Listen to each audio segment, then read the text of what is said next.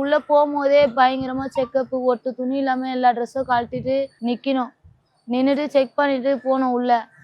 போனா அங்க வந்து ஒத்த செல்லுன்னு சொல்லி ஒண்ணுத்துல போட்டாங்க. ஏஞ்சாலே தலை இடிக்கும். உக்காந்தா தலை இடிக்கும். அதுக்கப்புறம் ஒரு 4 நாள் கழிச்சு 30 பேர் கூட ஒரு ரூம்ல விட்டாங்க என்ன. சாப்பாடெல்லாம் நல்லாவே இருக்காது. ரேஷன் அரிசி சாப்பாடு தான். சாப்பாடுல புழு நொண்டும், பூச்சி இருக்கும். சாம்பார் அவ்வளோ தண்ணியா இருக்கும். அதை போய் கேட்டா, "அண்ணா உன் வீட்டுல மாரி கேக்குறியா? இதை நீ சாப்பிட்டுதான் ஆகணும். பண்ணல, வெளியே கஞ்சா வைக்கும்போது நல்லா தானே பணம் சம்பாரிச்ச" அப்படின்னு பேசினேன். நான் அதெல்லாம் பண்ணவே இல்லை, இது பொய் கேஸ். நான் ஜட்ஜிக்கிட்டே அழுதேன். ஸ்டேஷன் வந்து கோர்ட்டுக்கு போனேன். அப்போ ஜட்ஜிக்கிட்டே அழுது. ஜட்ஜி கூட என் அழைய கேட்கல. "நீ போயிட்டு வா போ, காசு உந்துன்ற, அப்போ நீ கஞ்சா விற்காம இருந்துவான்." என் வீட்டுல இருந்து கஞ்சாவே எடுக்கல. ஸ்டேஷன்ல இருந்து கஞ்சா எடுத்து வச்சு பொய் கேஸை போட்டு ஜெயிலுக்கு அனுப்பிச்சு எங்களுக்குன்னு சப்போர்ட் யாருமே இல்லை. இவங்களை என்ன பண்ணாலும் கேட்க முடியாது. இதுங்க ஒரு குப்பை பொறுக்கி நாய்ங்க.